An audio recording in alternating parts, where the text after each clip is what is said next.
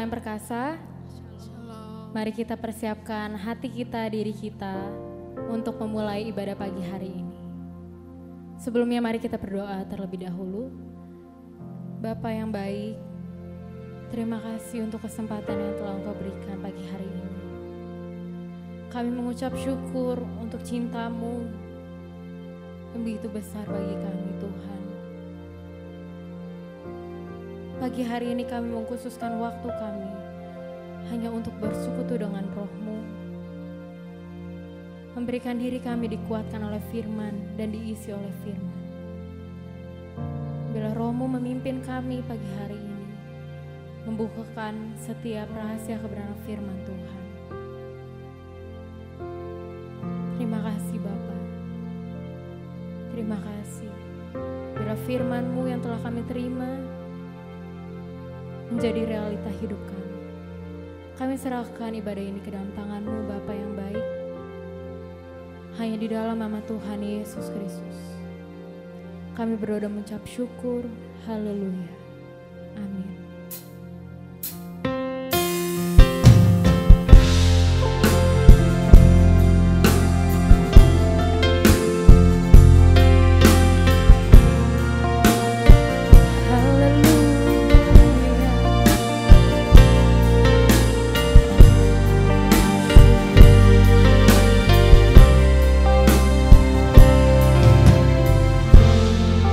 Terima kasih Tuhan.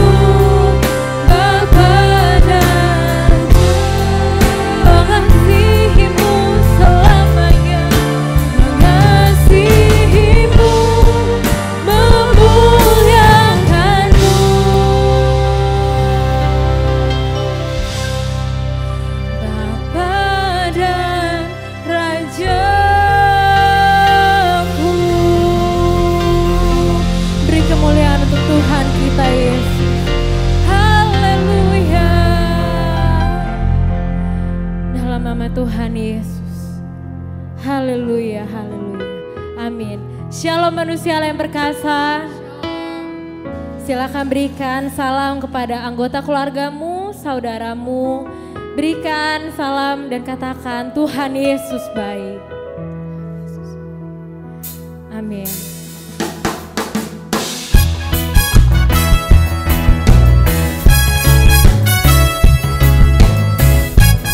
Kita bangga memiliki Tuhan seperti Tuhan Yesus. Amin.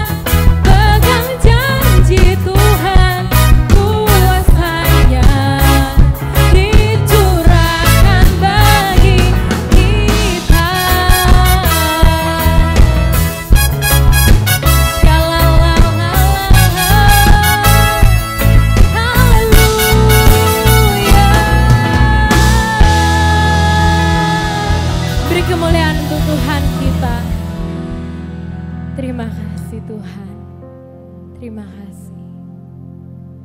Engkau ajaib, Engkau perkasa Tuhan di hidup kami. Sebab kami telah melihat dan kami telah menikmati sendiri kuasa dan keperkasaan-Mu di hidup kami. Kami persiapkan hati kami yang terbaik menerima firman. Terima kasih Tuhan. Terima kasih. Syukur kami naikkan kepadamu. Hanya kepadamu Juru selamat kami. Hati kami terpikat padamu. We worship you, Lord. God Almighty. Hallelujah. Worship you.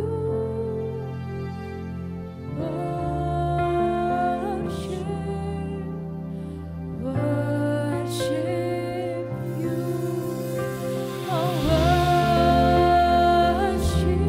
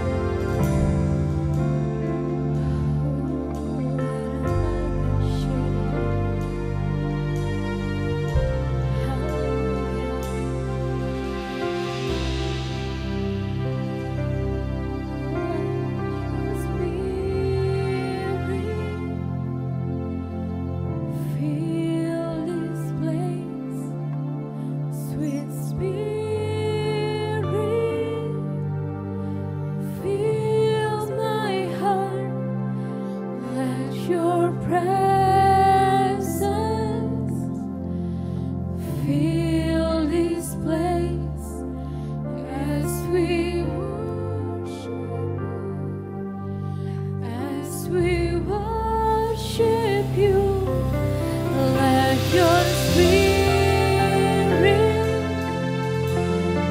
fill this place, sweet spirit,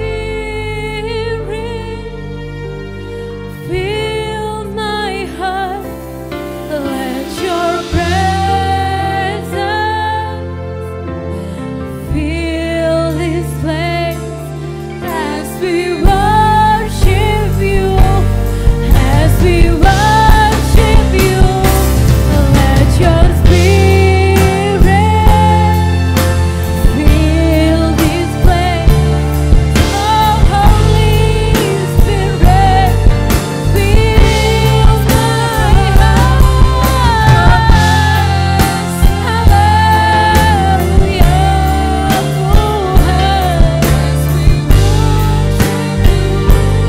As we worship you, I worship you, Jesus.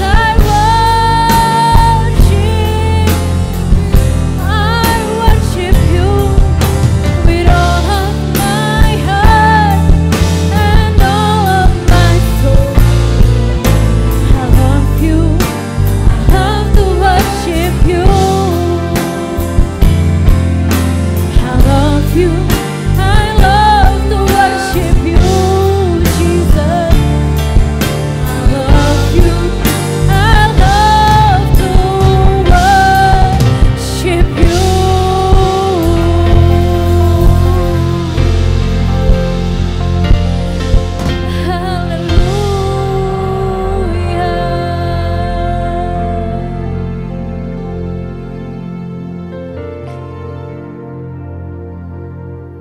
Terima kasih Bapa.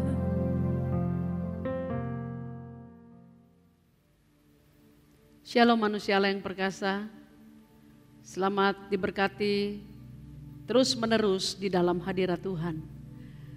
Mari kita mengucapkan dan mendeklarasikan iman kita di hadapan Allah. Kita mengangkat tangan kanan kita. Saya percaya dan menerima Alkitab adalah firman Tuhan yang benar sepenuhnya. Apa yang Alkitab katakan, siapa saya di dalam Kristus, demikianlah saya. Alkitab berkata, saya adalah ciptaan baru. Sungguh saya adalah ciptaan baru. Alkitab berkata, saya adalah anak Allah. Sungguh saya adalah anak Allah. Alkitab berkata, segala perkara dapat kulakukan di dalam Kristus. Demikianlah saya. Apa yang Alkitab katakan milikku, sungguh adalah milikku. Alkitab berkata, saya adalah ahli waris Allah bersama Kristus. Sungguh saya adalah ahli waris Allah bersama Kristus. Dalam nama Tuhan Yesus, mari kita bersatu dalam doa. Kami menyerahkan seluruh firman kebenaran hebat ini ke dalam pimpinan-Mu yang mulia, Allah Roh Kudus.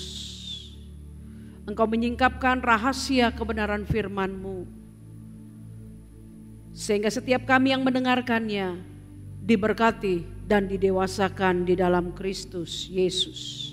Dalam nama Tuhan Yesus. Amin. Saudaraku yang diberkati Tuhan Yesus Kristus, pagi ini kita sampai kepada pembahasan terakhir dari seri 8 ucapan bahagia yang dikhotbahkan Kristus di bukit yang dicatat di dalam Injil Matius pasal 5 ayat 1 sampai dengan 13. Untuk itu saya mengajak kita untuk membacakan ucapan bahagia terakhir yang dikhotbahkan Tuhan Yesus Kristus di dalam Matius 5 ayat 10 sampai dengan yang ke-12. Matius pasal 5 ayat 10. Berbahagialah orang yang dianiaya oleh sebab kebenaran, karena merekalah yang mempunyai kerajaan sorga. 11. Berbahagialah kamu jika karena aku kamu dicela dan dianiaya, dan kepadamu difitnahkan segala yang jahat. 12. Bersukacitalah dan bergembiralah, karena upahmu besar di sorga. Sebab demikian juga telah dianiaya nabi-nabi yang sebelum kamu. Saudaraku yang diberkati Tuhan Yesus Kristus, dibutuhkan sebuah penyingkapan kebenaran oleh Roh Kudus untuk bisa memahami apa yang tertulis di dalam pengajaran Tuhan Yesus Kristus secara khusus di dalam ayat 10, 11, 12 bahwa orang yang dianiaya menderita adalah mereka yang disebut sebagai orang-orang yang berbahagia. Tentu saja hal yang barusan saya ucapkan ini berdasarkan perkataan Tuhan Yesus Kristus bukanlah hal yang umum dalam pandangan atau pendapat penduduk dunia ini. Dia bukan saja sangat berbeda dalam pengajaran, dalam memberitahukan konsep kehidupan berbahagia. Namun apa yang diajarkan oleh Tuhan Yesus Kristus dalam ucapan bahagia yang ke-8 sangat tidak menyamankan atau membuat diri kita merasa senang dalam tanda kutip. Oleh karena dunia tempat tinggal kita sementara waktu ini sudah terlalu biasa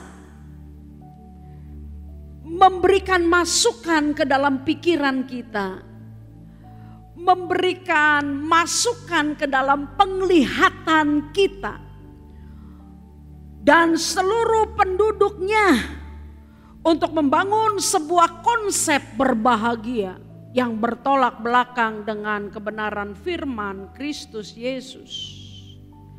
Dunia mengajarkan kepada kita bahwa yang disebut sebagai orang-orang berbahagia adalah mereka yang tentu tidak memiliki masalah dalam hidup ini. Adalah mereka yang juga tak memiliki pergumulan rumit dalam hidupnya. Juga adalah mereka ketika segala sesuatu berjalan dengan baik, segala keinginannya terpenuhi. Mereka tidak hidup dalam tekanan siapapun, merdeka. Itu berbahagia. Plus ditambah mereka memiliki uang, harta, kekayaan yang berlimpah-limpah. Itu baru disebut dengan kata orang berbahagia. Dengan demikian dunia juga telah memberitahukan kepada penduduknya bahwa ketidakbahagiaan atau mereka yang disebut dengan tidak bahagia adalah merupakan kebalikan dari apa yang barusan saya katakan berkaitan dengan pernyataan dunia tentang orang-orang yang bisa disebut sebagai berbahagia tadi. Ketidakbahagiaan adalah menurut dunia ketika orang tersebut atau ketika kita mengalami permasalahan, pergumulan, penderitaan, tekanan berat dari pihak lain, penyiksaan, penganiayaan atau yang sejenis dengan itu. Plus ketika tidak selalu hidup dalam gelimang uang dan harta kekayaan, maka kloplah dunia menyebut itu baru disebut dengan nama tidak bahagia. Namun kembali lagi, jika apa yang saya katakan untuk memperlihatkan kepada kita tentang pandangan dunia dalam konsep berbahagia dan yang tidak berbahagia, dan kita mensejajarkannya dengan pernyataan Tuhan Yesus Kristus di Matius pasal 5 ayat 10, 11, 12 ini, maka tentu keduanya menjadi sesuatu yang tidak bisa bertemu, atau kata lainnya menjadi sesuatu yang bertolak belakang. Bagaimanakah kita kemudian yang masih tinggal di dalam dunia ini untuk sementara waktu sebagai anak-anak Allah bisa menyikapi, memahami pernyataan Kristus dan menjalani kehidupan kita di muka bumi ini dengan segala sistemnya yang sangat berbeda dengan apa yang kita pahami dalam kehidupan kita sebagai anak-anak Allah. Untuk itu saya mau mengingatkan kita semua ketika di permulaan khotbah saya, di ucapan bahagia yang pertama itu, berbahagialah kamu yang miskin di hadapan Allah. Ketika di khotbah pertama, di ucapan bahagia yang pertama, saya memberikan sebuah pernyataan. Apa maksud khotbah Tuhan Yesus ketika dia menyatakan 8 ucapan bahagia kepada para pendengarnya pada waktu itu dan kepada para pendengarnya saat ini, dimanapun kita berada. Saya mengatakan dengan sangat jelas bahwa tujuan Tuhan Yesus memberikan pengajaran, membawa setiap kita kepada kebenaran yang dikhotbahkannya di dalam 8 ucapan berbahagia ini adalah supaya semua manusia yang percaya kepadanya memperoleh keselamatan. Kemudian setelah kita menerimanya sebagai Tuhan dan Juru Selamat,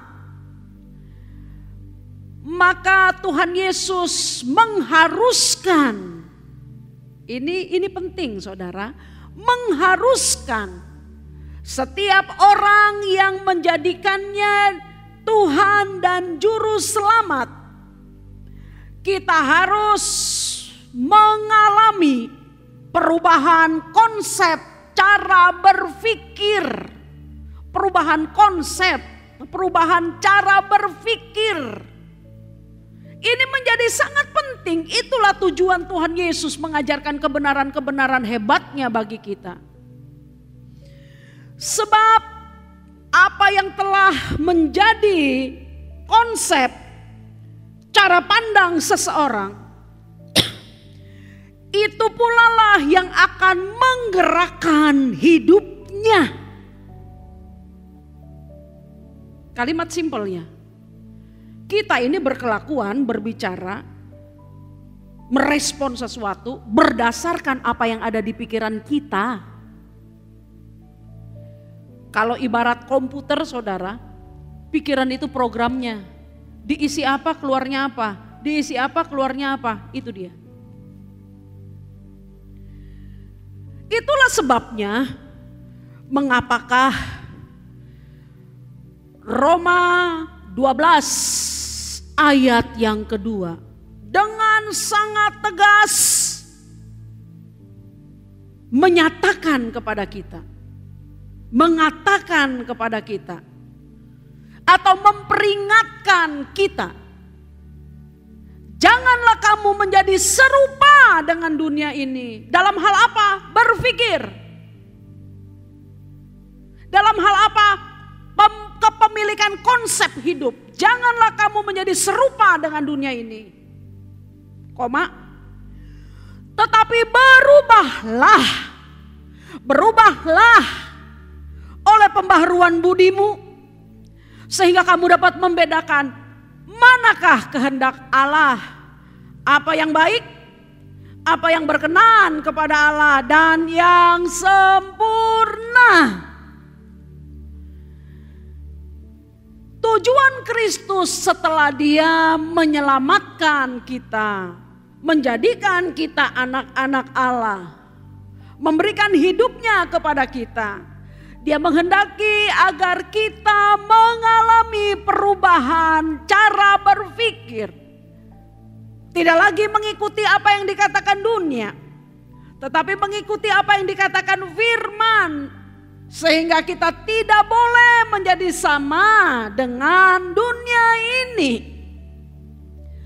Jadi ketika kita menemukan dalam kehidupan ini,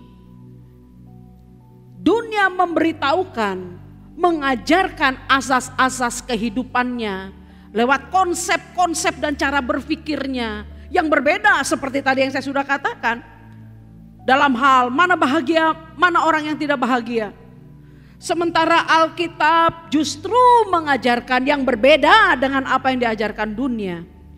Maka ketika kita menemukan pertentangan itu, kita sebagai anak-anak Allah harus dengan sangat tegas memberikan sebuah pilihan dan keputusan bahwa kita menerima apa yang dikatakan Allah yang adalah Bapa kita, yang kita percayai, dan dengan tegas kemudian kita membuang konsep dunia yang selama ini terlanjur mewarnai pikiran dan kehidupan kita. Jika ada di antara kita yang tanya,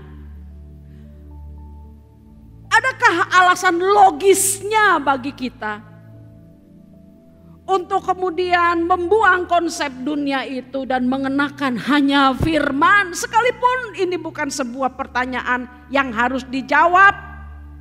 Maksudnya tuh begini saudara, apa yang dikatakan oleh Alkitab sebagai sebuah kebenaran mutlak tidak membutuhkan pembuktian apapun. Sebab Allah adalah kebenaran itu sendiri. Dia mustahil salah. Namun baiklah. Demi supaya dalam keterlambatan kita bisa paham. Mari kita melihat secara logika, mengapakah kita harus dengan sangat tegas membuang konsep dunia ini dan menjadikan hanya firman menjadi satu-satunya konsep dan cara berpikir kita, cara berperilaku kita. Sebagaimana yang dikatakan di dalam Roma 12 ayat 2 tadi, janganlah kamu menjadi serupa dengan dunia ini, tapi berubahlah oleh pembaruan budimu. Pikiranmu itu harus dirubah. Yang menjadi sejalan dengan apa yang sedang kita katakan dalam Matius 5 ayat 10, 11 dan 12. Ketika Tuhan Yesus mengatakan berbahagialah kamu yang oleh karena kebenaran kamu mengalami aniaya, berbahagialah. Kalau kamu dicela, kamu difitnah, kepadamu segala sesuatu yang jahat difitnahkan, berbahagialah, bergembiralah. Kalau kamu diperlakukan seperti itu oleh kebenaran, sungguh berbahagialah kamu, karena upahmu besar di sorga. Berkaitan dengan hal ini, maka yang pertama, sebagaimana yang tadi saya katakan, kalau memang harus menjawab logika kita, baiklah, yang pertama, pahamkah kita, sadarkah kita, atau mengertikah kita bahwa dunia dengan segala isinya akan segera berakhir? Dan sekarang sedang berjalan menuju pemusnahannya. Kata siapa, Bu? 1 Yohanes 2 ayat 16 dan 17. Demikian menyatakannya kepada kita. Sebab semua yang ada di dalam dunia, yaitu keinginan daging, keinginan mata, serta keangkuhan hidup, bukan berasal dari Bapa, melainkan dari dunia. Itu dunia banget tuh. Produksi dunia, keinginan daging, segala sesuatu yang nantinya menghasilkan dosa. Keinginan mata, keangkuhan hidup, bukan berasal dari Bapa, melainkan dari dunia ini. 17. Dan dunia ini sedang lenyap dengan segala keinginannya. Keinginan yang berdosa itu. Tetapi orang yang melakukan kehendak Allah tetap hidup selama-lamanya. Amin. Tetapi orang yang melakukan kehendak Allah tetap hidup selama-lamanya. Sahabat yang diberkati Tuhan Yesus Kristus. Jika dunia ini dengan segala yang ada di dalamnya, kenikmatannya kah? Keindahannya kah? Kebahagiaannya kah? Kesenangannya kah? Jika semua yang ada di dalam dunia ini dan dunia ini merupakan sesuatu yang fana, semu, karena dia akan berakhir lenyap. Untuk apakah Anda dan saya memegangnya erat-erat seolah-olah dia tidak akan pernah lenyap? Buat apakah? Bukankah ketika kita mempertahankannya mati-matian dan memegangnya dengan segenap hati padahal dia akan lenyap, bukankah itu merupakan kesia-siaan belaka saja? Yang pertama. Namun ada yang lebih penting daripada hal ini. Daripada kita menyadari bahwa dunia ini akan lenyap, bahwa dunia ini ternyata fana, akan segera berakhir. Ada yang lebih penting daripada itu. Sehingga Alkitab mengajarkan kepada kita, jangan meniru gaya hidup dunia. Apa itu? Yaitu bahwa apa yang diajarkan oleh dunia ini, yang dianut, yang diterima oleh para penduduknya yang berada di luar Kristus itu, yang isinya adalah merupakan segala sesuatu yang menentang kebenaran Allah atau bertolak belakang dengan kebenaran Allah. Sadarkah kita bahwa itu asalnya dari iblis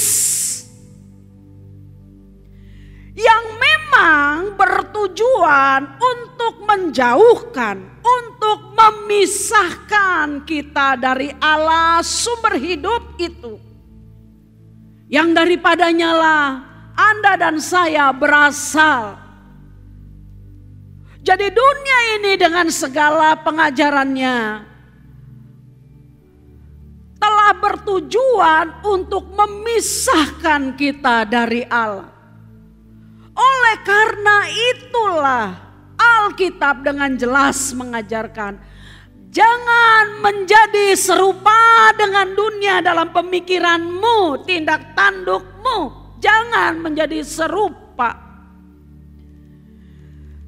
Jangan mau untuk ditipu atau tertipu oleh muslihat iblis itu. Bukankah contohnya telah kita lihat dan juga kita rasakan akibatnya sampai sekarang? Ketika peristiwa kejadian pasal yang ketiga tentang kejatuhan manusia di Taman Eden. Ketika dalam tipuan palsu yang begitu memikat, iblis membujuk manusia untuk tidak memegang perkataan Tuhan. Di sanalah manusia ketika mempercayai iblis dan menolak untuk memegang perkataan Tuhan, manusia terpisah dari Tuhan. Bukankah akibatnya kita rasakan sampai saat ini? Kalau bukan karena kasih sayang Allah di dalam Tuhan Yesus Kristus, tak ada seorang pun dari kita yang sanggup melepaskan diri dari belenggu iblis. Dalam peristiwa Taman Eden itu, dunia ini pasti lenyap, saudaraku. Dan lebih lagi, apa yang diajarkan kepada kita semata-mata untuk menjauhkan kita dengan sang sumber hidup itu sendiri. Oleh karena itu, jangan pernah menjadi sama dengan dunia. Yang kedua,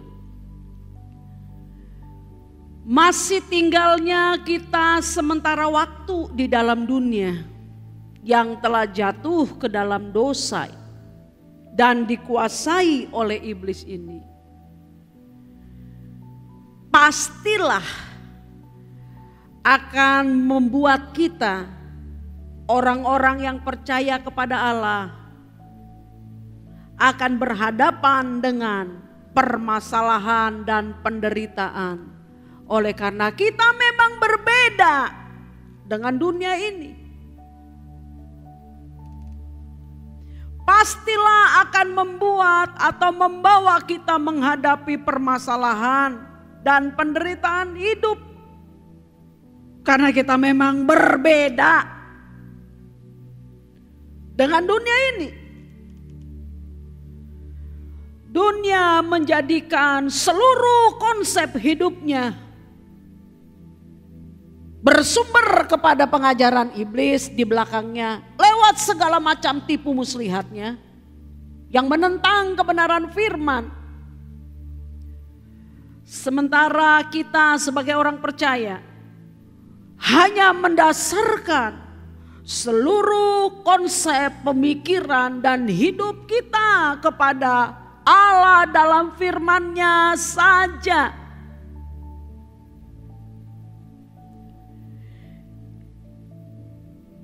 Perbedaan inilah yang akan membuat kita pasti akan mengalami permasalahan dan penderitaan dalam kehidupan yang sementara dalam dunia ini. Sebab ternyata bukan cuma sekedar di perbedaan konsep antara dunia dengan kita sebagai anak-anak Allah yang membuat dunia membenci kita. Akan tetapi ternyata kebenaran firman yang diberikan Allah kepada kita dan kita pegang dengan baik itu ketika kita memperagakannya dalam hidup ini. Ternyata kebenaran itu telah menentang sekaligus menelanjangi perbuatan iblis yang dimaksudkan olehnya lewat ideologi dan konsep-konsep dunia yang merusak. Yang oleh manusia di luar Kristus dalam ketidakmengertiannya diadopsi dan dianggap sebagai sebuah hal yang wajar dan lumrah. Salah satu contohnya, Allah berkata di dalam kebenaran firman-Nya, janganlah kamu khawatir terhadap apa yang akan kamu makan, apa yang akan kamu minum, apa yang kamu pakai. Jangan pernah khawatir. Karena Allah telah menyediakan itu semua. Bapamu menyediakan itu semua bagi orang yang mengasihinya. Akan tetapi Alkitab melanjutkan, bagimu anak-anak Allah berlaku sebuah kebenaran. Bahwa kamu harus mencari, mengusahakan, merindukan, membuat hatimu sangat berhasrat terhadap perkara-perkara kerajaan Allah. Mengutamakan hal-hal rohani, hidup Allah itu sendiri. Perkara makan minum pasti akan ditambahkan kepada kita. Tetapi dunia mengajarkan kepada kita bahwa justru perkara rohani yang tidak kelihatan, perkara Allah yang tidak terlihat mata jasmani itu hanya sambilan. Yuk boleh ingat, boleh tidak.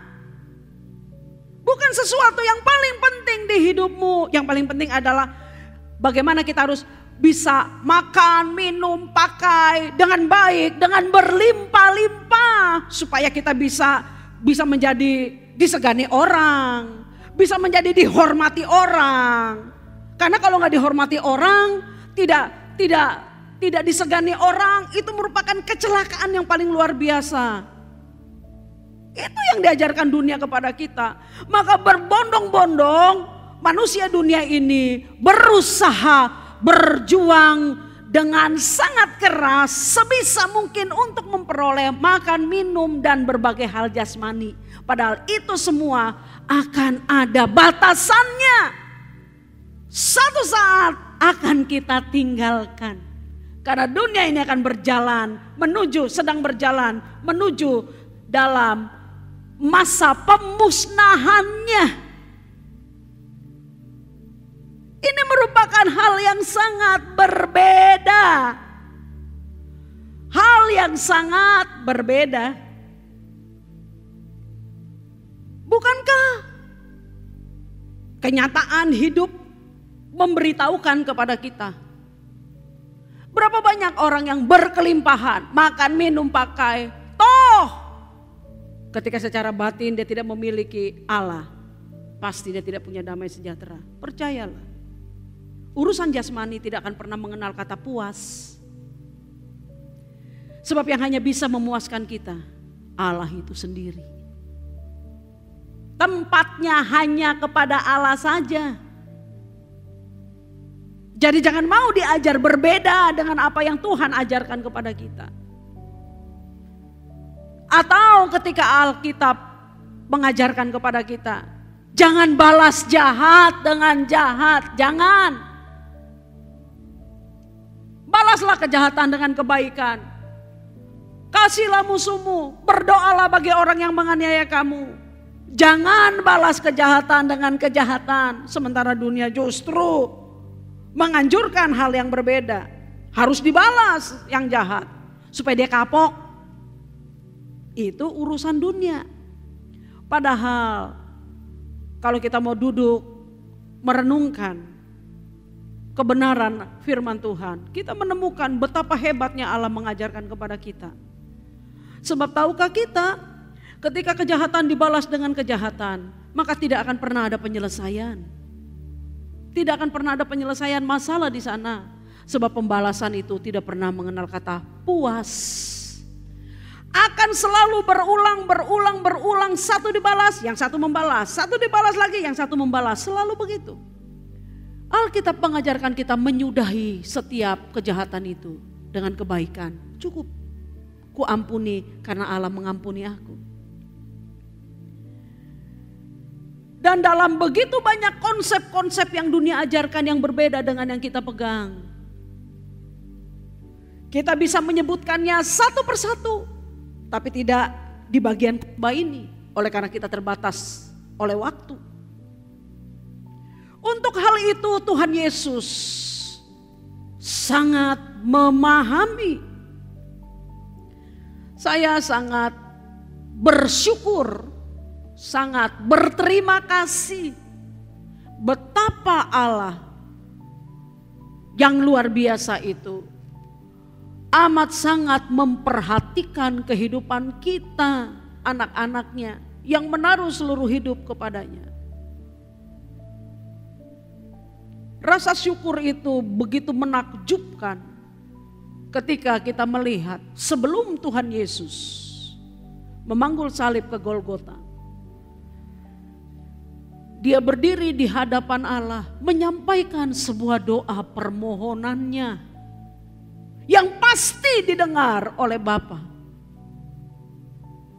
Yohanes 17. Mari kita buka.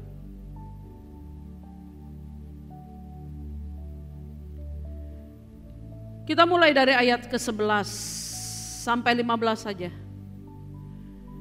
Yohanes 17 ayat 11. Dan aku tidak ada lagi di dalam dunia, tetapi mereka masih ada di dalam dunia. Dan aku datang kepadamu ya Bapa yang kudus, peliharalah mereka dalam namamu, yaitu namamu yang telah Engkau berikan kepadaku, supaya mereka menjadi satu sama seperti kita. Hebat loh saudara. Menjadi satu sama seperti kita. Selama aku bersama mereka, aku memelihara mereka dalam namamu, yaitu namamu yang telah Engkau berikan kepadaku. Aku telah menjaga mereka dan tidak ada seorang pun dari mereka yang binasa, selain daripada dia yang telah ditentukan untuk binasa. Supaya genaplah yang tertulis dalam kitab suci.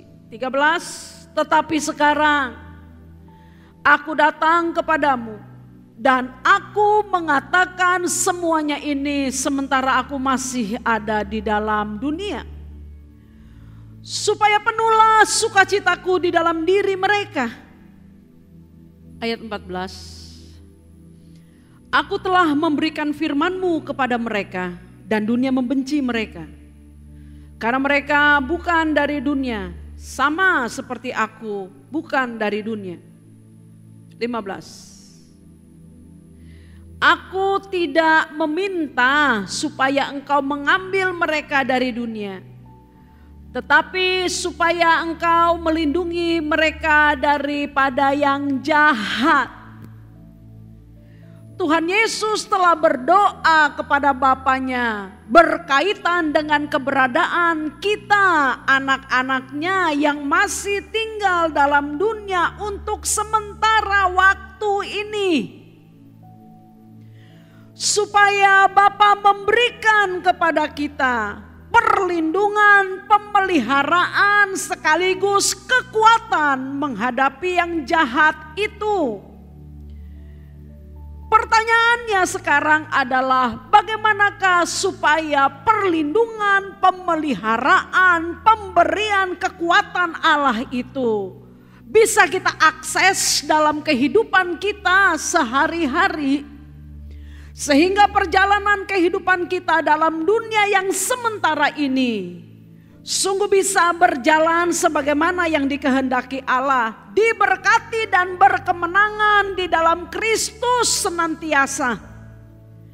Maka tidak lain dan tidak bukan perlindungan dan doa Tuhan Yesus Kristus di dalam Yohanes 17 yang tadi sudah kita bacakan hanya bisa terrealisasikan dalam kehidupan kita dengan cara menerima seluruh pernyataan kebenaran firman-Nya dan kesediaan untuk hidup di dalam kesadaran apa yang firman katakan itu. Hanya dengan cara demikianlah maka perlindungan, pemeliharaan, penjagaan Tuhan kepada kita terrealisasikan. Itulah yang dimaksudkan ketika Tuhan Yesus berkata, berbahagialah kamu yang oleh karena kebenaran kamu mengalami aniaya. Kamu mengalami penyiksaan, penderitaan, berbahagialah ketika kepadamu difitnahkan segala yang jahat.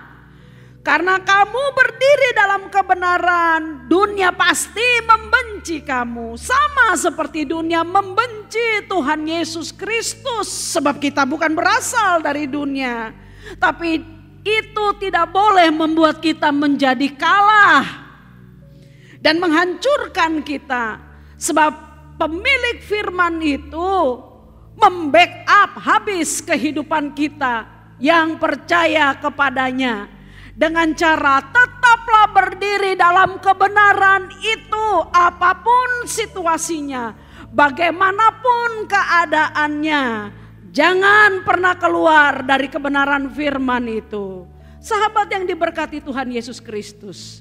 Dengan demikian Tuhan Yesus hanya memberitahukan kepada kita, yang berbahagia adalah kita yang di dalam kebenaran teraniaya. Dengan kata lain, setiap orang yang percaya kepada Tuhan Yesus Kristus, kita hanya menderita oleh karena kebenaran itu, bukan karena kebodohan kita atau karena kemalasan kita yang membuat kita menderita. Itu tidak diizinkan dan tidak masuk dalam kategori berbahagia sebagaimana yang dikatakan Tuhan Yesus Kristus. Yang ketiga, mengapakah penderitaan atau penganiayaan itu disebut berbahagia oleh Tuhan Yesus? Oleh karena penganiayaan atas nama kebenaran firman bagi setiap kita anak-anak Tuhan yang mengenakan firman itu adalah merupakan sebuah kebutuhan untuk kesaksian dua arah. Bagi dunia dan bagi Allah terlebih lagi. Kesaksian seperti apakah? Bagi dunia. Saudaraku yang diberkati Tuhan Yesus Kristus. Penderitaan dan penganiayaan orang percaya atas nama karena kita berdiri dalam kebenaran firman Tuhan dibutuhkan bagi dunia ini.